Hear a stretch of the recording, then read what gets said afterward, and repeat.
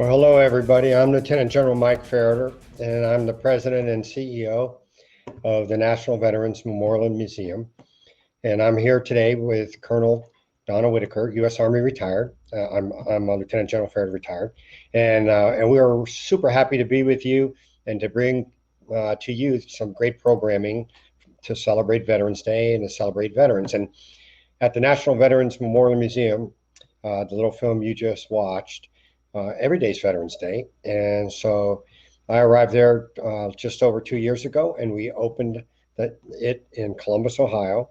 And having completed 2 years, I'm here to tell you that we are open and we are strong and we connect and we impact lives.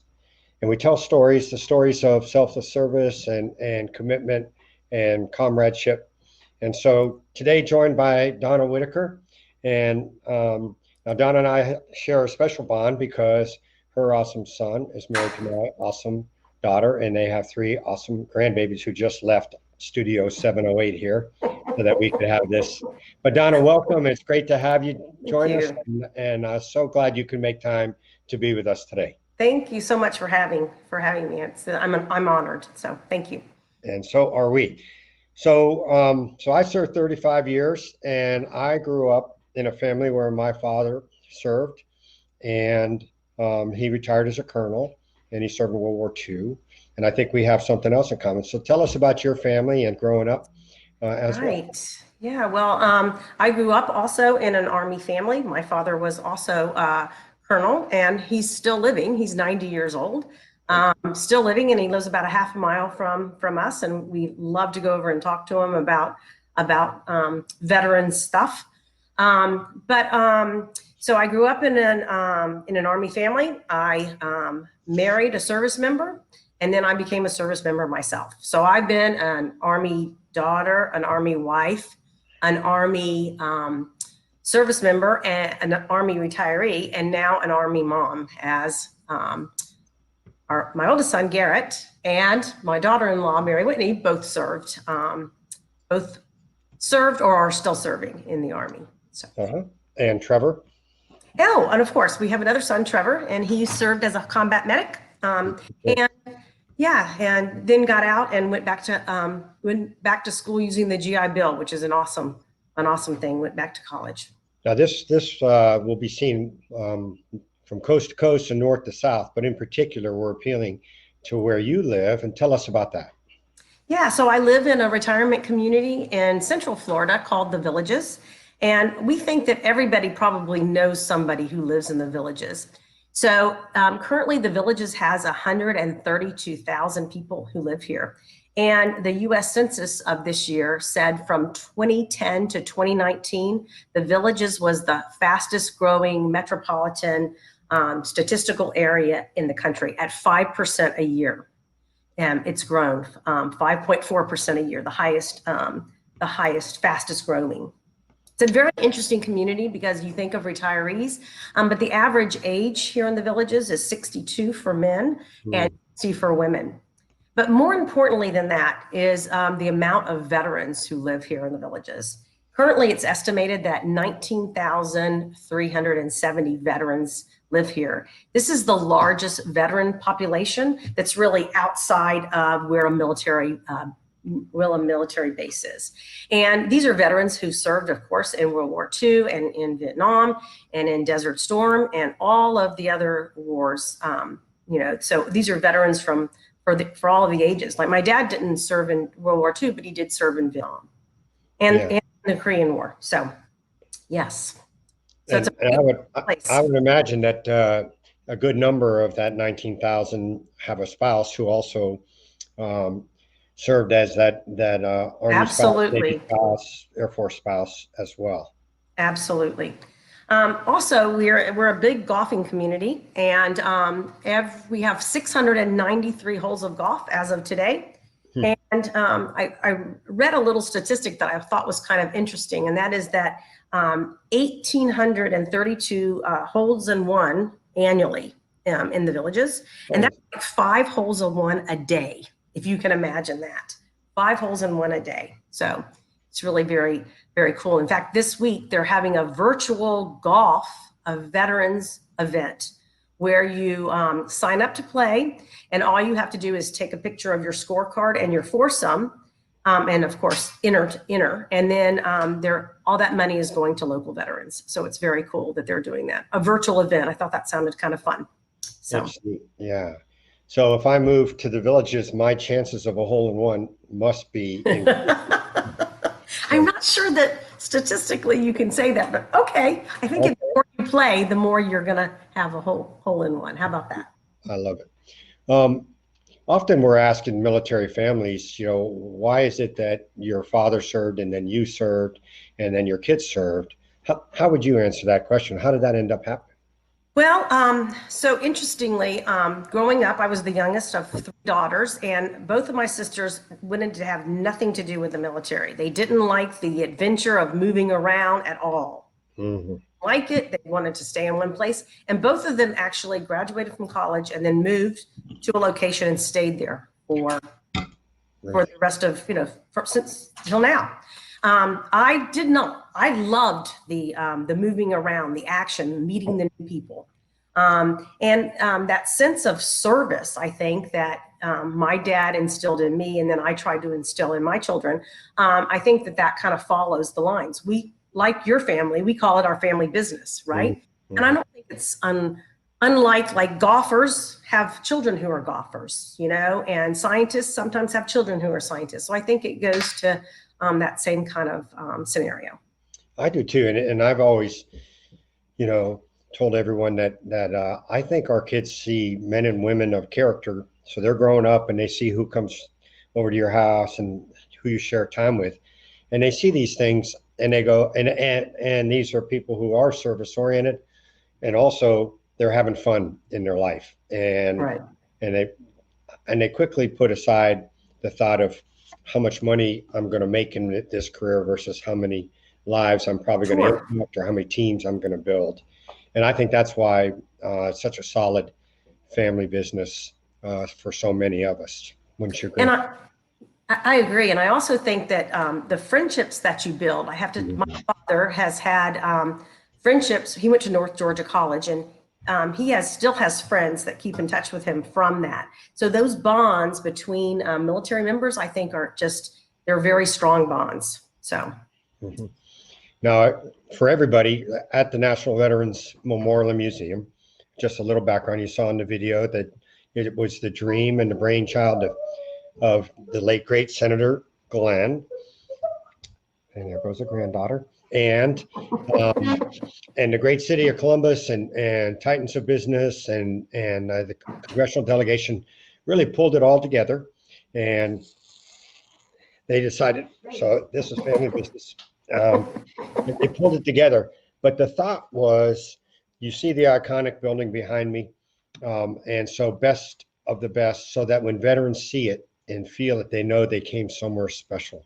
And then inside, when you come and see us, or if you go online, then again, the storytelling is spectacular. They selected from 250, about 25 veterans who tell the story that all of us experienced: a nation called, and why I serve, and leaving home, and the oath of office, and basic training. And in each of these alcoves, about 8 stories are told by this crew of veterans from World War II until the current conflict, and everything in between from all services. And so we see, when people come and visit us, or now visit us online, that they say a couple of things. Wow, you guys got this right. And they say, I wish my dad was here and he could see it. But the one I love the most is when the mom walking behind her dad with her son or daughter, listening to the dad tell stories that he's never told anyone. And she looks back at me and says, he's never told anyone these stories. And so that's the power and the impact that we have. So if you added up the number of homes that you lived in growing up and the number of homes that your kids did prior to heading off to college, is the number greater than 10, do you think? Oh, absolutely. It was greater than 10, just as a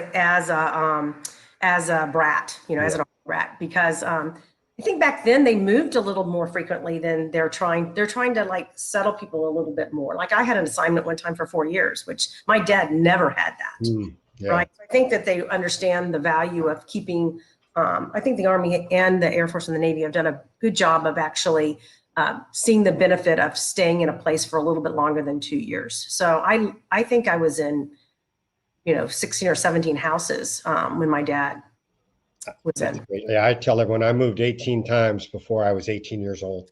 Yeah. I counted them one time, and then moved our kids likewise. What do you, if you were talking, so we're often, when we get great folks together, we really are preaching to the choir. So I hope that our veterans in the villages are listening in, and I want to thank you for my freedom and thank you for just your service and congratulate you on another Veterans Day. But how would you characterize, if you were, I talked to a big corporation's veterans resource group about an hour ago, and how would you characterize to companies out there, if you hire a vet, what are you getting?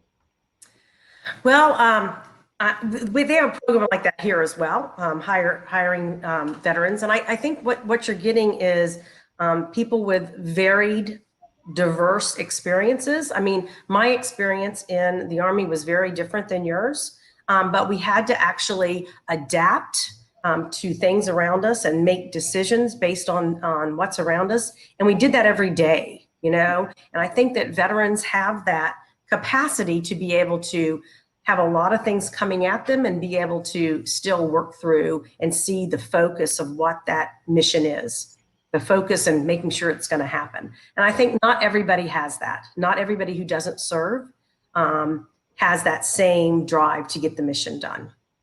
Yeah, that's awesome. So for, if you were telling someone what you see, so we often talk about life after service, and so the career after service, and now you get to see the community of veterans at the villages and life after service and the career, and now the what's next. And how would you characterize this group of people, 19,000, that one way or another are a part of a super community there? Right. Well, I have a couple of kind of cute stories. One is, so we have golf carts, by the way, in the villages. Everybody drives around in golf carts. And my husband and I each have a golf cart. And so on my golf cart, it has U.S. Army retired on it. And so when I'm in the golf cart by myself, they say, oh, thank you for your service. I served as well. And, the Korean War, I only stayed in 3 years, but I really wish I would have stayed in more. That's what I get every time. I wish I would have stayed in more. They saw the value of service. But when my husband and I are in the golf cart together, they never ask me, are you the United States Army retired? They always ask him. And it's his response is always awesome, because he's an awesome husband. And that is, no, it wasn't me, it was her. But of course, he served as well, because I think for Veterans Day, I think veterans' families are really, I think that non-veterans focus on veterans for Veterans Day, but I also think veterans focus on veterans' families, because they sacrifice so much to make sure that their veterans are successful.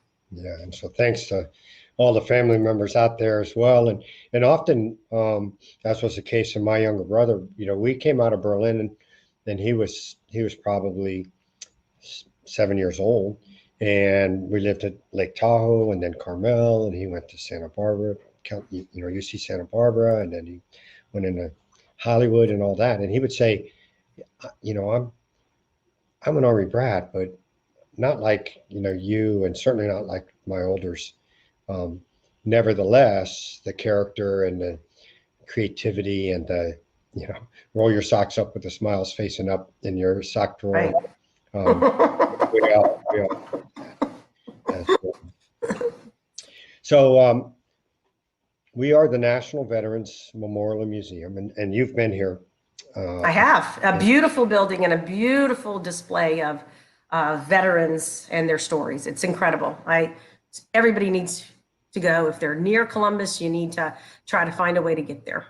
So let me tell a little bit of a story for our audience, that on March 13th, my leadership team came to me and said, "Hey, boss, we're going to need to close. COVID's going to be very bad."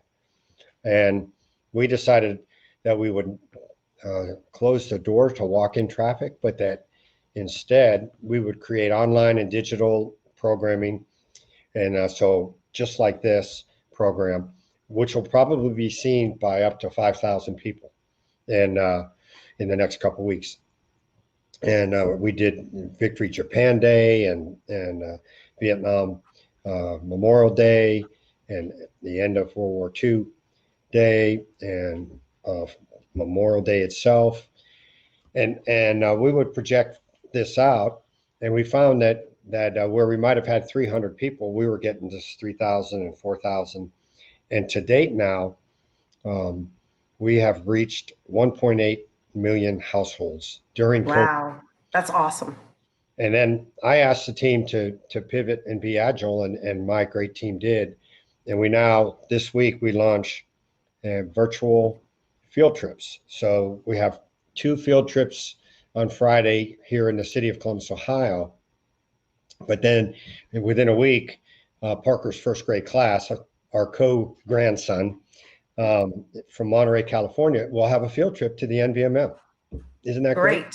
And then that's great. It's really cool. And then likewise, my sister Pat's grandson is a 5th grader in Sacramento, and then they'll have a field trip. So our aim is to be able to take the great story of veterans, integrity, character, courage, and fulfill those pillars to honor, connect, inspire, and educate, to bring that across the nation. And we're being very successful with that, very successful with veteran voices, very successful with key dates, of which I think the United States Marine Corps has a key date today called their birthday. So their birthday. Yep. Happy birthday, Marines. Yeah. So for us, all of this is really super. Tell our audience what touched you about walking through the museum and the Memorial Grove. Well, I think we've talked about this. When I retired initially, I wanted to start a website and a kind of opportunity for veterans to tell their stories, but not just the veterans' families, the veterans' parents, the veterans' children. And I called it Life in Camouflage. And it was a 360-degree look at life in the military. And of course, I didn't have the clear vision that Senator Glenn had, or the resources or anything to be able to kind of show that. So I was so impressed that I was able to see kind of something that I thought was a very important thing, and that's getting the stories out, the individual stories of veterans. I mean, the veterans as a group is what we celebrate today, Veterans Day, all of veterans, whether you served 1 year or 5 years or 10 years or 34 years. But these individual stories is really what touches our lives of hardship, but also of happiness, and joy, and the things that they actually learned being veterans. So I was just blown away with it. And I think your virtual field trip idea would actually be great. In the villages, we have 2,400 organizations where people get together, and based on sports or based on, and there's 21 veteran-related clubs here in the villages, 21. We have a chapter of the Honor Flight, and they're doing flightless tours now with the museums, the World War II Museum, or the Korean War Museum, or the Vietnam Museum. And so this could be another one that they could actually do, is actually offer clubs that ability to do a virtual of the National Veterans Memorial. So I believe strongly, Donna, about that. When I was interviewed and for the job, I said, your investment in this iconic building and everything inside is just awesome. And then I told them, but it's insufficient to our need. And they said, wait a minute, we just fortunate in this. And I said, well, you did great. But if you're in a vet's home, and I like to say Tampa or Tacoma, you're not going to probably get to Columbus, Ohio. So this year we will field the virtual field trip and also virtual tours. And so those tours we'll reach out to those clubs and allow that should allow us to have them have a great experience. We're also working with the Gary Sinise Foundation now to create he called I think soaring. He's got a program, and we'll bring 2 or 3 plane loads of our Korean War veterans, and the real target is our Vietnam veterans here to Columbus, Ohio, and they'll travel, have a night, have a dinner that honors them, and then into the museum. In the meantime, everything we can think of, we can make it virtual, and that's where we're going with that next. Yeah, Gary Sinise, he opened his first chapter of the Gary Sinise Foundation in Orlando just a couple months ago. The first chapter. What an incredible story! I don't know if you've read his book. It's just an incredible story of his life and his sacrifice and for veterans. Everything he's done, it's incredible. So great. Well, we find that some 501c3s want to protect their grants, so they build a castle wall, and then we find some that really never lost sight of why they're doing what they do, and certainly he is one of those, and his foundation, and the chairman of his foundation board is Vince Brooks. General Vince Brooks, a friend of all of ours, and so together everyone can accomplish more. Absolutely, and that's what he says. That's to do more together. Yeah, that's right. Exactly. So a couple things you can see in the clouds behind my head that membership will drive our mission, and so I'd like to kind of call to action everybody to come to our website and to get in touch. We're going to bring this to you and bring opportunity to you. You'll see a banner show up in just a second, and what we really want to do is go to nationalvmm.org/join, because though we are the one and only, and we are the national, we are the Veterans Memorial Museum, we receive not a penny of funding from the federal government, from the state of Ohio, from anyone else. And so it's my great team members and my friends that are out there saying, you know what, we can impact more lives by way of the programming, and the programming can be sponsored by someone who says, hey, I'll pitch in and pay for 6 months of those field trips or those virtual tours, or I'll just be a member. Let me join, and then I'll get involved. And one of the things we find from our retirees and our volunteers is not all of them are just docents who carry you through the museum in a spectacular way. A lot of them are marketers or merchandisers, sure, or and so if you want to volunteer, even at distance, Megan Ferreter would call it crowdsourcing, of course, from her life. But you can get involved in that way as well. And I'm being nudged by great Sarah Sykes. Donna, tell us why you became a member. Initially, to be perfectly honest, I came. You invited us to come to the opening, the grand opening, and I saw it as an opportunity to, to number one, see you guys and see the family and see the museum. But now it's not about that anymore. It's about really the message of veterans' voices and talking about veterans' lives and their experiences, and it's really kept me as a member. So and I just encourage everybody to go to the website and really look at the museum. And I don't know, do you have a virtual tour now on the website? Or? We do. Yep. Yeah, go in and see. First off, the building itself outside is spectacular, but the stuff that's inside, it's really incredible. It really is, heartwarming and makes you feel good. But everybody should join so that they can actually take advantage of all those things. Exactly, and so I told you we're creating a virtual field trip, and I told you that we're creating a virtual tour, we're also creating a virtual exhibit hall. And so all the time someone comes to us and they say, this is my granddad. This is his stuff. And we want to put it in a museum. Well, this is our chance to create, we'll digitize, take pictures, even allow any of you out there to tell the story of your life as a veteran or your life as a spouse to a veteran, or as Donna said, an Army mom, you know, an Army daughter, a soldier. And then you can tell everyone in your family, hey, go to the National Veterans Memorial Museum, go to the virtual exhibit hall, and just type in, you know, Whittaker, and you're going to see the story of Granddad and his stuff. So that's also being fielded as well. And so That's great. 2021 is going to be an awesome year for us. We're also going to have a veteranpreneur store. So we have those 4 things that we discussed, but I invite you to get involved first. We have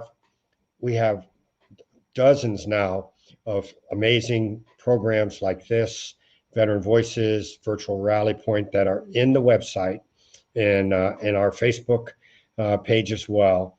And so I invite everyone to come, to see it, to understand better, to offer us your great ideas and what else you want done. As Donna said, hey, I've got this idea.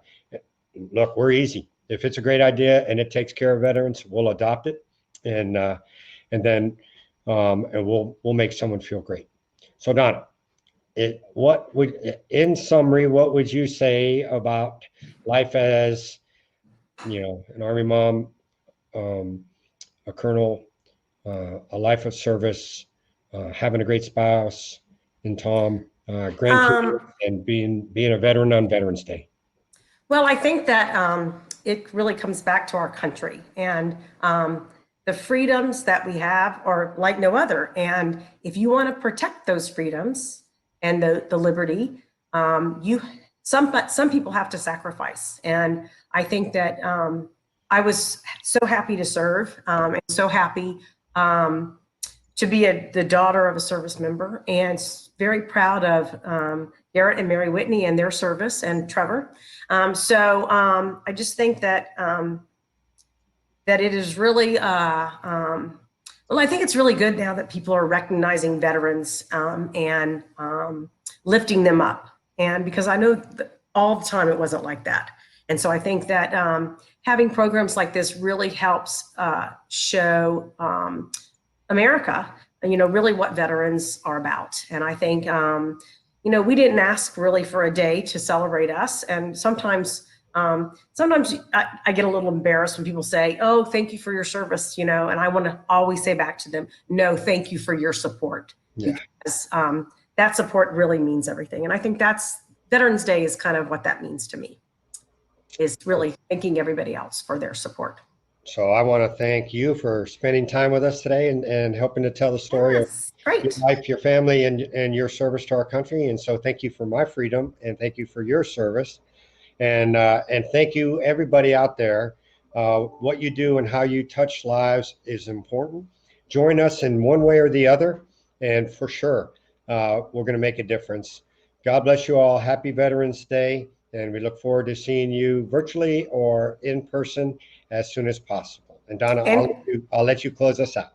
Well, I think that you guys should have an actual field trip to come down to the villages, right? An actual field trip, not just a virtual one, to come and help spread the word. Okay, great. Well, happy Veterans Day. Thank you for your service. My pleasure. Okay, goodbye, everyone. Thank you. God bless. God bless America.